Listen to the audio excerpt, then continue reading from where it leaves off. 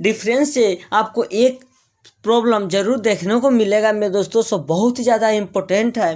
तो चलिए हम समझने की कोशिश करते हैं। सबसे पहले मेरे दोस्तों यह चीज़ है कि हम प्लेन सर्वे हम हमेशा ही फ्लैट सरफेस में करेंगे, समझने की कोशिश करेंगे। यानी जब भी हम फ्लैट सरफेस की बात करें तो फ्लैट सरफेस में जो रेफर किया जाता है सर्वे मेरे दोस्तों वह प्लेन सर्वे होता है।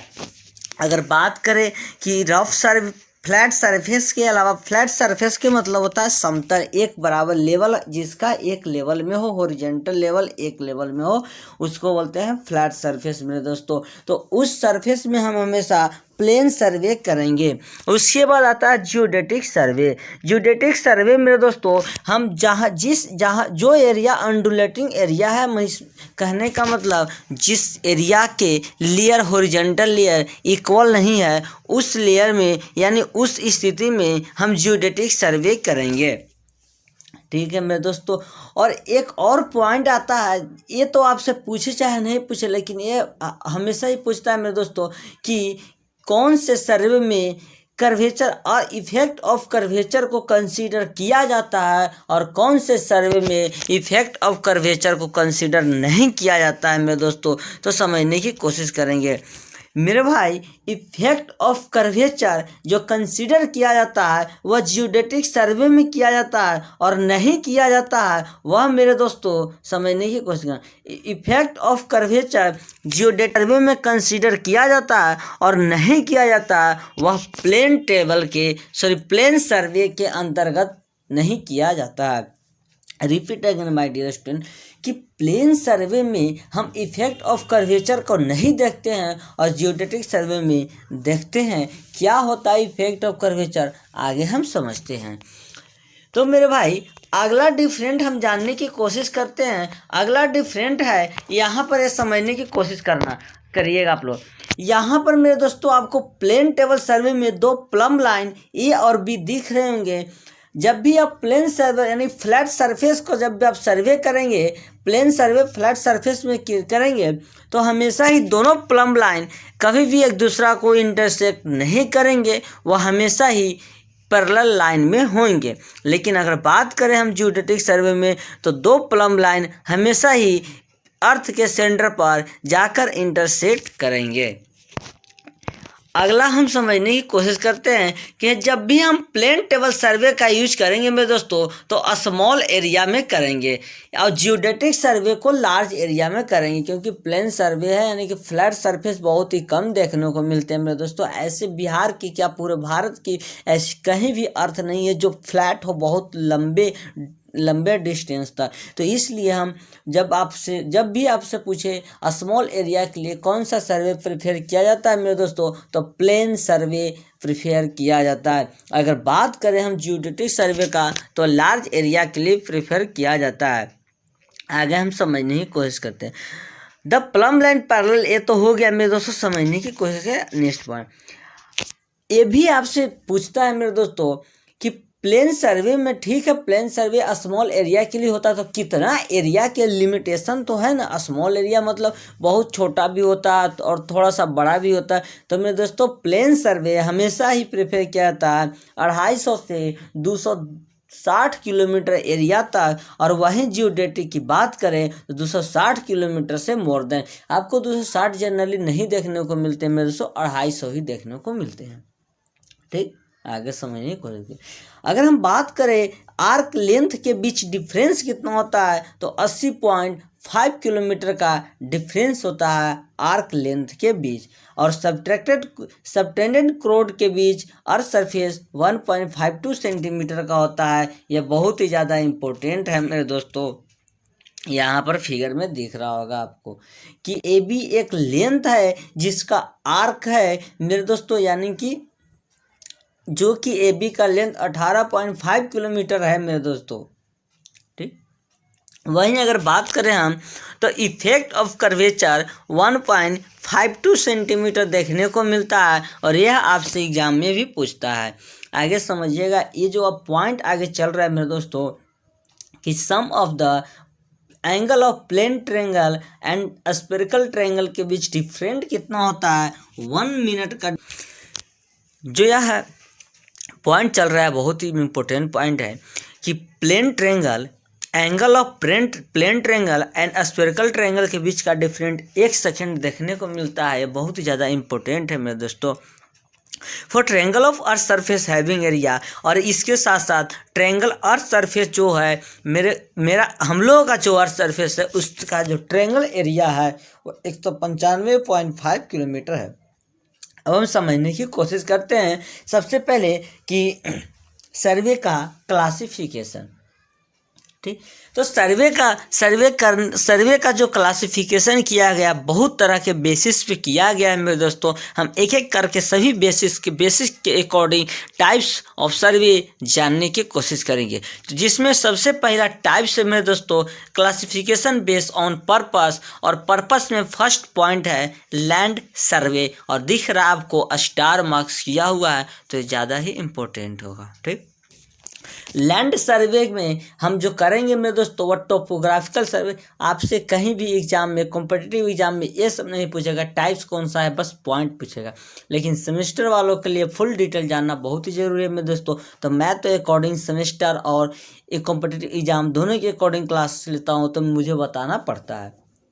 ठीक, अब लैंड सर्वे में फर्स्ट पॉइंट है टोपोग्राफिकल सर्वे। अगर टोपोग्राफिकल की बात करें मेरे दोस्तों तो स्थलाकृति होता है। मतलब कि स्थलाकृति के मतलब हमारे लैंड पर जितने भी तरह के फीचर्स हैं, जितने भी तरह के आर्टिकल हैं, सभी के बारे में स्टडी करेंगे। और सर्वे बेसिक नॉलेज देता है मेरे दोस्तों कि full detail of any object समझने की कोशिश करना। तो टोपोग्राफिकल के मतलब होता है स्थलाकृति। तो हम जो भी इस सर्वे के अंतर्गत जानेंगे वही जानेंगे जो पृथ्वी पे पाया जाता है, उसके बारे में हम जानेंगे। तो बोलता है it consist of horizontal and vertical location of certain point by linear and angular measurement. समझने की कोशिश करें। यानी हम टोपोग्राफिकल में सिर्फ और सिर्फ जो भी आर्टिफिशियल फीचर्स अर्थ पे होंगे उनको हम मेजर करेंगे, या तो लिनियरली मेजर करेंगे या तो एंगुलरली मेजर करेंगे। लिनियरली मेजरमेंट आगे जानेंगे, उससे आगे हम एंगुलर मेजरमेंट जानेंगे। अभी फिलहाल ये समझिए कि टोपोग्राफिकल में हम काम करते हैं कि जो भी धरती पे अर्थ पे फीचर है, जैसे आर्टिफिशियल फीचर हो गया या तो नेचुरल फीचर हो गया। नेचुरल फीचर मतलब नेचुरल फीचर से मतलब हो गया मेरे दोस्तों फॉरेस्ट हो गए, लैंड हो गए, रिवर हो गए, पॉन्ड हो गए, माउंटेन हो गए, ये सब हो गए। आर्टिफिशियल में जो हम लोग बनाएंगे जैसे बिल्डिंग हो गया, ब्रिज हो गया, डैम हो गया, रिजर्वायर हो गया, कैनाल हो गया, ये सब जो हम लोग बनाएंगे उसके बारे में बोला जाता है कि ये आर्टिफिशियल फीचर्स हैं। इसमें हम यही चीज़ जानने की कोशिश करेंगे मेरे दोस्तों टोपोग्राफिकल सर्वे के अंतर्गत। जैसे विलेज के बारे में जानेंगे। अगला है कैडेस्ट्रल सर्वे। कैडेस्ट्रल सर्वे मेरे दोस्तों कुछ भी नहीं करता है, समझने की कोशिश करना। कैडेस्ट्रल सर्वे सिर्फ आपको बाउंड्री लाइन डिसाइड करने की काम करता है, समझने की कोशिश करना। आपसे एग्जाम में यही पूछेगा। अगर ऑब्जेक्टिव की बात बोले तो बाउंड्री लाइन डिसाइड करने में कौन सा सर्वे होता है तो कैडेस्ट्रल सर्वे होता है। इसका बेस्ट एग्जाम्पल हम समझे। बाउंड्री लाइन के मतलब होता है मेरे दोस्तों कि दो यानी कि एक प्रॉपर्टी को दो पार्ट में डिवाइड करना। जैसे आपके घर में मान लीजिए घर में दो भाई हैं, दो भाई बाय द वे अलग होते हैं बंटवारा के लिए, तो उनके ज़मीन के बीच आधा आधा ज़मीन डिवाइड होता है। उसी तरह से बाउंड्री लाइन के मतलब होता है कि एक प्रॉपर्टी को दो पार्ट में डिवाइड करना और उसको यह नोटिस करना कि यह पार्ट किसका है और यह पार्ट किसका है। अगर बात करें मेरे दोस्तों तो जिस तरह से भारत पाकिस्तान के बॉर्डर लाइन है, यानी यह बोले तो कोडेस्ट्रल सर्वे बॉर्डर लाइन को डिसाइड करता है। जैसे बिहार झारखंड का बॉर्डर लाइन हो गया, पाकिस्तान भारत का बॉर्डर लाइन, चीन भारत का बॉर्डर लाइन। कोडेस्ट्रल सर्वे बॉर्डर लाइन यानी कि बाउंड्री लाइन डिसाइड करने की काम करती है मेरे दोस्तों, समझने की कोशिश करना। ये हो गया। जैसे नोट्स बोलता है this survey is made to decide the property line, calculation of the land area, transfer the land property one owner to any other. मतलब एक ऑनर से दूसरे ऑनर की काम करती है, वो भी लीगल पर्पस से बाउंड्री लाइन डिसाइड होता है, लीगल पर्पस से। अगला हम बोले सिटी सर्वे। यह सर्वे में हम इस चीज़ के बारे में स्टडी करेंगे मेरे दोस्तों। सिटी के अंदर, शहर के अंदर जितने भी तरह के फीचर्स हो, जैसे कि वाटर सप्लाई स्कीम हो एंड रिजर्वायर स्कीम हो, नाला के पानी सप्लाई करना हो, चाहे अगर बोले तो रोड का डेवलपमेंट हो, मैं सिटी के अंदर जितने भी तरह के फीचर्स देखने को मिलेंगे उसका हम स्टडी करेंगे मेरे भाई सिटी सर्वे के अंतर्गत। अगर हम नेक्स्ट बात बोले हाइड्रोग्राफिकल सर्वे, तो हाइड्रोग्राफिकल सर्वे में सिर्फ वाटर बॉडी से रिलेटेड ही हम सर्वे करेंगे। वाटर बॉडी बोले तो वैसा बॉडी जो कि वाटर को रिजर्व करता है, जैसे मेरे दोस्तों हो गया रिजर्वायर, डैम हो गया, वेल हो गए, पॉन्ड हो गए, ये सब मीन्स जो भी हम वाटर बॉडी के बारे में जानेंगे हाइड्रोग्राफिकल सर्वे के अंतर्गत जानेंगे। नेक्स्ट बात बोले मेरे दोस्तों तो एस्ट्रोनॉमिकल सर्वे। एस्ट्रोनॉमिकल सर्वे के मतलब हो गया इस सर्वे में हम सिर्फ एस्ट्रोनॉमिक रिलेटेड ही हम स्टडी करेंगे, जैसे मून हो गया, चंद्रमा, मून हो गया, अर्थ हो गए, सन हो गए, स्टार हो गए, मीन्स ये सब के बारे में जिस भी सर्वे के अंतर्गत हम स्टडी करेंगे उनका डिटेल कैलकुलेट करेंगे, डिटेल को कलेक्शन करेंगे, उन सर्वे एस्ट्रोनॉमिकल सर्वे के अंतर्गत आता है। बात अगर करें मेरे दोस्तों तो जियोलॉजिकल सर्वे। जियोलॉजिकल सर्वे में इस सर्वे में हम सिर्फ और सिर्फ इस चीज़ के बारे में जानेंगे कि हमारे धरती, हमारे अर्थ का लेयर कितना है, कौन से लेयर में कौन सा फीचर्स हैं, इस तरह से हम इस सर्वे के अंतर्गत जानेंगे। एक्स्ट्रा डिफरेंट टाइप्स के लेयर्स के बारे में जानने की कोशिश करेंगे, समझने की कोशिश करते हैं। उसके बाद मेरे दोस्तों आता है इंजीनियरिंग सर्वे। इंजीनियरिंग सर्वे, इस सर्वे के अंतर्गत हम जो भी इंजीनियर के द्वारा वर्क किया जाता है उसके बारे में स्टडी करेंगे, like building construction, dam construction, bridge construction, reservoir construction, जो भी कंस्ट्रक्शन से रिलेटेड आएगा मेरे दोस्तों इंजीनियरिंग सर्वे के अंतर्गत आएगा। मिलिट्री सर्वे की बात करेगा नेक्स्ट आता है मिलिट्री सर्वे। मिलिट्री सर्वे में मेरे दोस्तों हम सिर्फ और सिर्फ मिलिट्री के रिलेटेड इस चीज़ के बारे में स्टडी करें। जैसे अगर बात करें मेरे दोस्तों तो मिलिट्री लोग इस सर्वे के अंदर यह डिसाइड करते हैं कौन से एरिया में जाना उचित है, कौन से एरिया में अटैक ज़्यादा हो सकता है, कौन से एरिया में बम लगाना चाहिए जिससे मैक्सिमम से मैक्सिमम लोग मौत मरे, आतंकवादी लोग मरे।